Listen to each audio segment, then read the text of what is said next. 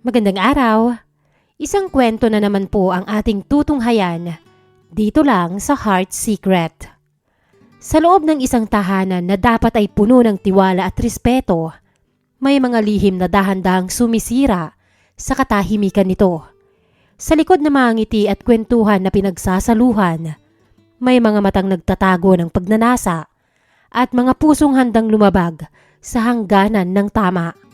Sa mundong puno ng tukso at bawal na pag-ibig, hanggang saan kaya ang kayang isugal ng mga hipag para sa isang damdaming hindi dapat umusbong? Magandang araw po sa inyo at sa lahat ng tagapakinig ng channel na ito. Tawagin niyo na lamang po ako sa pangalang Carlo, 30 years old. Nagtatrabaho ako bilang cashier sa isang convenience pero biglang nagsara. Gayunman, lumipat ako ngayon bilang taxi driver. Nagpadala ako ng sulat sa inyo dahil nitong nakaraang linggo ko lang natuklasan ang inyong channel. Pero ang mga kwento dito ay may pagkapareho ng sa akin. Tungkol sa pagkakasala, pagpasok sa mga bagay na pinagbabawal, at mga pagkakamaling gustong maitama. Hindi ko na matandaan kung kailan yon nagsimula.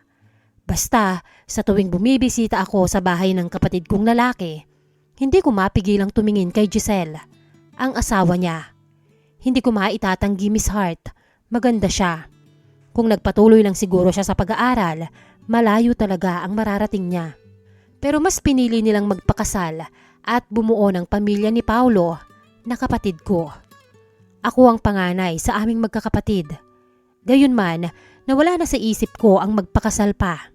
Dahil simula nung mamulat ako sa totoong mundo, trabaho na ang inatupag ko dahil irresponsable ang tatay namin. Masipag naman ang nanay namin, pero kulang ang kinikita niya sa munting karinderya. Hindi ko alam kung kailan nagsimula, Miss Hart. Siguro noong unang beses ko siyang makita na nakangiti habang naglalagay ng pagkain sa mesa. O noong narinig ko siyang tumawa ng mahina sa isang simpleng biro ko. Basta ang alam ko lang, sa tuwing nandito ako sa bahay ng kapatid ko, may isang tao na hindi ko maiwasang mapansin. Ngayon, nakatayo lang ako sa pintuan ng kusina habang pinagmamasdan si Giselle. Ang hipag ko. Abala siya sa paghuhugas ng mga pinggan matapos ang hapunan. Hawak ko naman ang plato na pinagkainan ko. Nakataas ang buhok niya at may ilang hibla na nahulog sa gilid ng kanyang mukha.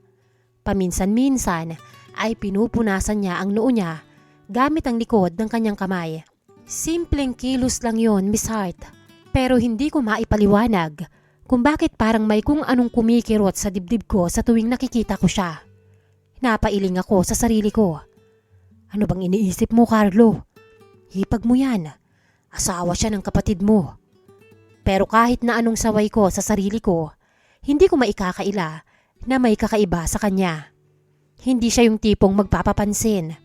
Tahimik lang siya, mahinahon, at palaging may pag-aalaga sa lahat ng tao sa bahay. Siguro, iyon ang dahilan kung bakit mas lalo ko siyang napapansin. Kuya Carlo, may kailangan ka ba? Bigla niyang tanong nang mapansin niyang nakatayo lang ako sa may pintuan.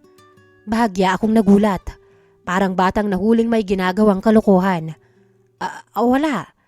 Ilalagay ko lang sana tong plato dyan. Ngumiti siya ng mahina. Halika, ilagay mo rito para mahugasan ko na. Agad ko namang inilapag yon sa lababo at dumiretso sa mesa. Pero sa totoo lang, Miss Hart, sinusubukan ko lang takasan ang tingin niya. Kasi sa bawat sandaling nagtatama ang mga mata namin, parang mas lalo kong nararamdaman na may damdaming hindi ko dapat hinahayaan. Anong oras pala ang pahinga mo? Tanong niya. Hanggang 10:00 lang ako ngayon. Dito na lang ako maghahapunan para diretso tulog na lang ako pag uwi. Ngumiti siya sa akin. Ganyan na lang ang gawin mo kung medyo maaga kang makakauwi. Kasi medyo malayo pa rito ang bahay niyo. Oo nga eh. Lalo na kung sunod-sunod ang pasahero. Nakakalimutan ko ng maghapunan. Nako, huwag kang magpapalipas ng gutom. Kasi delikado ang trabaho mo. Nagmamaneho ka. Biglang tumalo ng puso ko, Miss Hart. Para akong inaangat sa ere sa sinabi niya. Inaalala niya pala ako. Tama ka. Sayang naman ang kita kung papalipasin ko pa, di ba? Tumango siya sabay ngiti at ipinagpatuloy ang paglilinis. Hindi ko naman mapigilang ibaba ang tingin ko sa katawan niya. Napakaganda ng hubog nito kahit may dalawa ng anak. Pero agad ko namang binawi ang tingin ko. Hindi ko nauunawaan ang aking sarili. Parang sa tuwing kasama ko si Giselle, masaya ko. Gayunman, bumalik na naman ako kinabukasan sa bahay nila. Hapon na nang makarating ako. Tahimik ang paligid, tanging may hinang tunog ng mga ibon at hangin na dumadampi sa mga dahon ang maririnig. Bahagyang nakabukas ang pinto, kaya kumatok ako ng marahan. Ilang segundo lang ang lumipas nang bumukas yun. Nasa harap ko si Giselle. Nakasuot siya ng simpleng pambahay, nakalugay ang buhok at tila kagigising lang mula sa pahinga. "O Kuya Carlo," bahagya siyang nagulat. "May kailangan ka ba?" Napakamot ako sa batok. "Dumaan lang ako. Sabi kasi ni Paulo, may naiwan daw akong gamit dito nung huli kong punta." Pero ang totoo, sinadya ko talaga yun para makabalik ako. Dahil alam ko namang sasabihin ni Paulo sa kanya. Saglit siyang tumango bago bumukas ng maluwag ang pinto.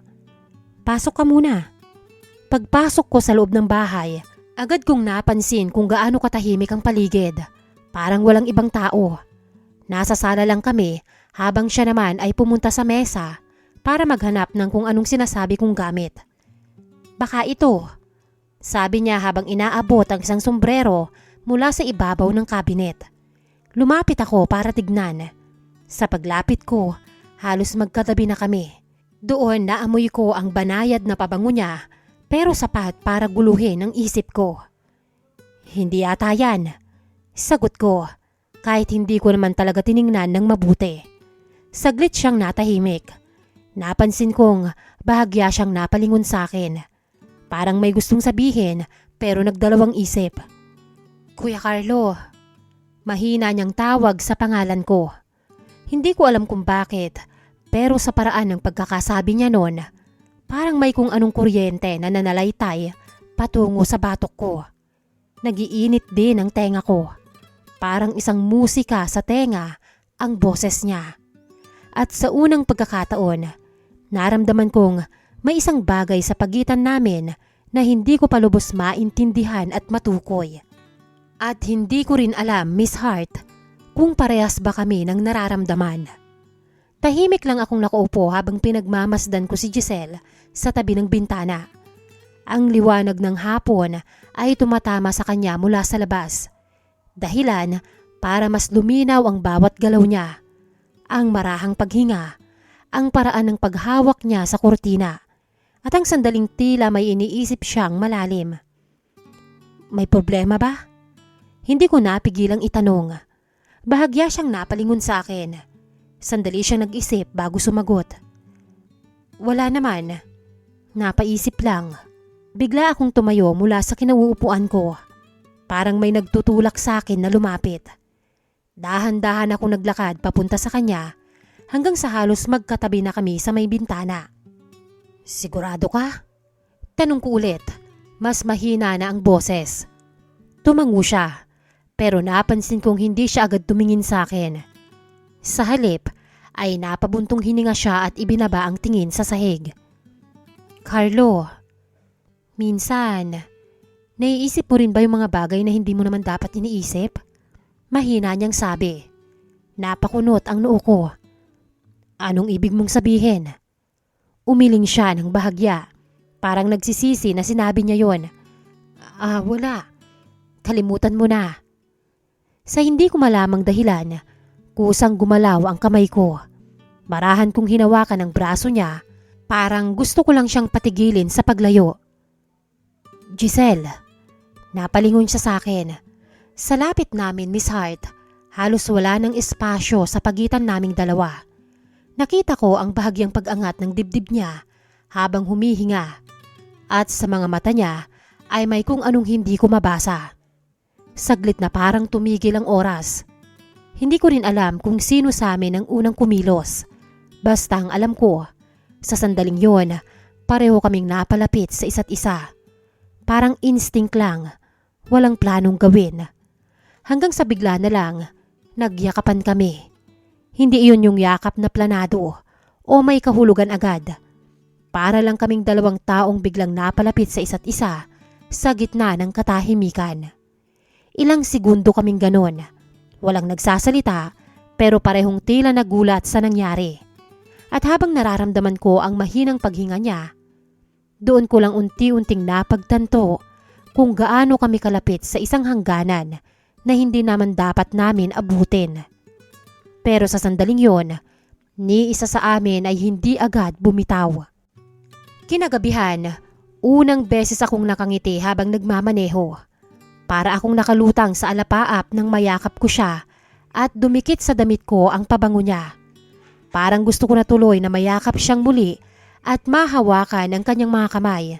Kahit parehas na walang lumabas na salita sa aming mga bibig, parang nag-uusap naman ang aming mga katawan. Kusa na lang itong nagkakalapit. Hinahanap-hanap ko na tuloy si Giselle, Miss Hart. Unang beses din akong hindi makatulog dahil sa isang babae. Gabi na nang muli akong makarating sa bahay nila Giselle. Bahagyang hilo pa ang ulo ko dahil sa ilang bote ng alak na nainom ko kasama ang mga kaibigan ko. Hindi ko nga alam kung bakit dito ako napadpad. Siguro dahil ito ang lugar na unang pumasok sa isip ko nang maghiwa-hiwalay na kami. Mahina akong kumatok sa pinto. Ilang sandali pa ay bumukas yun. At bumungad sa akin si Giselle. Halatang nagulat siya nang makita ako. "Carlo, bakit? Gabi na," sabi niya habang bahagyang nakakunot ang noo. Napangiti ako ng mahina kahit alam kong medyo halata ang kalasingan ko. "Napadaan lang. Pwede bang pumasok?" Nag-atubili siya sandali, pero sa huli ay bumukas din ng mas maluwag ang pinto. "Sige, pasok ka muna." Pagpasok ko sa loob ng bahay, agad kong napansin kung gaano katahimik ang paligid katulad nung huli. Parang kami lang ulit ang tao ron. "Nandito ba si Paulo?" Halos nakapikit kong tanong. "Wala siya eh. Inimbitahan siya sa reunion ng batch nila. Ang sabi niya sa akin bukas pa siya makakauwi." Tumango lang ako at halos matisod ang mga paa. "Teka nga, uminom ka ba?" Tanong niya habang nakasunod sa akin sa sala. Napabuntong hininga ako at naupo sa sofa. Kaunti lang naman. Umupo siya sa kabilang dulo. Pinagmamasdan ako na parang nag-aalala. "Mukhang hindi ka okay." Hindi ko agad nasagot yun. Sa halip ay napatingin lang ako sa kanya. Kahit bahagyang malabo ang paningin ko dahil sa alak, malinaw pa rin sa akin kung gaano siya kaganda sa gabing yon. "Giselle," mahina akong sabi. "Ano yon?" Bigla akong tumayo at parang kusa na lang gumalaw ang mga paa ko papalapit sa kanya. Napatingin siya sa akin habang dahan-dahan akong lumalapit. "Carlo, lasing ka yata." Hindi niya natapos ang sasabihin niya nang marahan kong hinawakan ang mga kamay niya. Nagulat siya pero hindi niya agad inalis. Saglit kaming nagkatitigan. Mabigat ang katahimikan sa pagitan namin. Parang may matagal ng bagay na gustong kumawala. At bago pa ako tuluyang makapag-isip, marahan kong inilapat ang mukha ko sa kanya. Sa una ay parang nagulat siya, pero hindi rin siya umiwas. Nang magdikit ang aming mga labi, sandaling parang tumigil ang mundo sa paligid namin. Hindi iyon marahas o biglaan, Miss Hart. Isa lang yung mahinang halik na parang pareho naming hindi inaasahan. Ngunit ng sandaling yon ay hindi rin agad kami naghiwalay. Sa halip, naramdaman ko ang marahang paggalaw niya. Ang paraan ng pagsukli niya sa halik na ibinibigay ko. Dahil na rin sa alak, hindi ko naisip kung gaano kadelikado ang sitwasyon naming dalawa.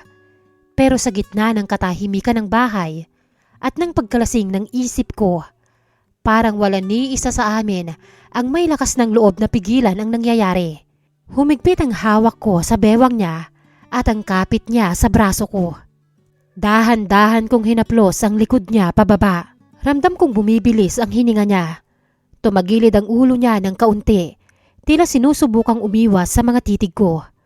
Pero lalo lang gumuhit ang linya ng kanyang leeg at dun ko marahang idinampi ang labi ko. Carlo, mahina niyang daing. Parang gulat pero hindi tinutulak ang ulo ko. Sa halip, kumapit pa siya sa balikat ko. Bawat halik, bawat haplos, at bawat daing na pinipigilan niya ay parang apoy na lalong nagpapainit sa sitwasyon namin. At sa bawat hinga niya, alam kong bumibigay na siya. Sa bawat pagdikit ng balat namin, alam kong wala nang atrasan. Sa gabing yon, sa loob ng bahay ni Giselle, pinagsaluhan namin ang malaking ipinagbabawal na kaligayahan. Isang nakaw na sandali, isang pagtataksil. Hindi ko na mabilang kung ilang beses akong napadpad sa bahay nila matapos ang gabing yon, Miss Hart. At sa bawat pagkakataon na wala si Paulo sa bahay, parang kusa na lang akong napupunta ron. Minsan ako ang kumakatok. Minsan naman, siya ang tahimik na nagbubukas ng pinto na para bang inaasahan na niya ang pagdating ko. Walang masyadong salita sa pagitan namin. Mga tingin lang, mga mahihinang bulong, at mga sandaling alam namin pareho na mali, pero hindi na namin mapigilan. Habang tumatagal, parang nasasanay na kami sa panganib. Isang gabi, muli akong nasa loob ng silid nila. Hindi ko na alam kung anong oras kami nakatulog, hanggang sa bigla kaming nagising sa malakas na kalabog mula sa sala. Giselle! Malakas na boses ni Paulo mula sa labas ng bahay. Nanlaki ang mga mata namin pareho. Maaga siyang umuwi. Bulong ni Giselle, halatang natataranta. Mabilis akong bumangon sa kama. Naririnig ko na ang pagbukas ng pinto sa sala. Giselle, nandito ka ba? Muling sigaw ni Paulo. Sa pintana. Mahina pero nagmamadaling sabi niya. Halos hindi na ako nag-isip, Miss Hart. Agad akong tumakbo papunta sa bintana at mabilis na umakyat sa gilid nito. Ilang segundo lang ang pagitan bago tuluyang pumasok si Paulo sa kwarto. Sa huling sandali, tumalon ako palabas. Malakas ang tibok ng puso ko habang tumatakbo palayo sa bahay. Pakiramdam ko, anumang sandali ay hahabulin niya ako. Pero hindi. Nakatakas ako, Miss Hart. Akala ko doon na matatapos ang lahat. Akala ko nakaligtas kami. Pero ilang araw ang lumipas, may narinig akong balita na nagpabigat sa dibdib ko. Nakita raw ni Paulo sa bahay nila ang isang gamit ng lalaki na hindi niya kilala. Isang bagay na siguradong hindi sa kanya. Hindi niya alam kung kanino yon. Hindi niya alam na sa akin. Pero kahit hindi niya alam ang totoo, hindi nakatakas si Giselle sa galit niya. Ayon sa mga narinig ko, nagkaroon ng matinding gulo sa bahay nila. At si Giselle, siya ang napagbuntunan ng galit. Nang marinig ko yon, parang may kumurot sa dibdib ko.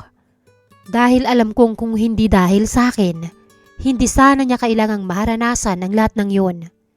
Hindi na ako mapakali mula nang marinig ko ang nangyari kay Giselle, Miss Hart. Sa tuwing naaalala ko ang mga sugat at pasa na sinabi nilang nakita sa kanya, parang may kumukurot sa dibdib ko. Alam kong galit si Paulo dahil sigurado siyang may ibang lalaki ang asawa niya. Pero ang hindi niya alam, ako yun. Ako mismo, ang sarili niyang kapatid. Madalas akong mapatulala ngayon, Miss Hart. Paulit-ulit na bumabalik sa isip ko ang mga gabing nagpunta ko sa bahay nila. Ang mga sandaling akala ko ay lihim lang naming dalawa. Kung sana noon pa lang ay pinigilan ko na ang sarili ko. Kung sana hindi ko na hinayaang lumalim ang lahat. Pero huli na, Miss Hart. Ngayon, si Giselle ang nagdurusa. Habang ako ay narito lang. Buhay na buhay, pero unti-unting kinakain ng konsensya. Mas masakit isipin na hindi lang si Giselle ang tinraidor ko. Pati ang kapatid kong si Paulo. Ang kapatid na dapat ay pinoprotektahan ko. Hindi ang taong sisira sa tiwala niya. Hindi ko po alam kung paano haharapin ang katotohanang ako mismo ang dahilan kung bakit nagkaganito ang buhay nila.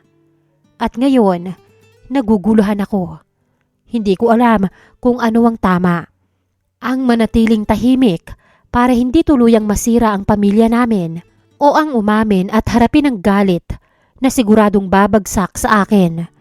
Sa bawat gabi na nag-iisa ako, iisa lang ang tanong na paulit-ulit na umiikot sa isip ko. Hanggang kailan ko kayang dalhin ang lihim na to?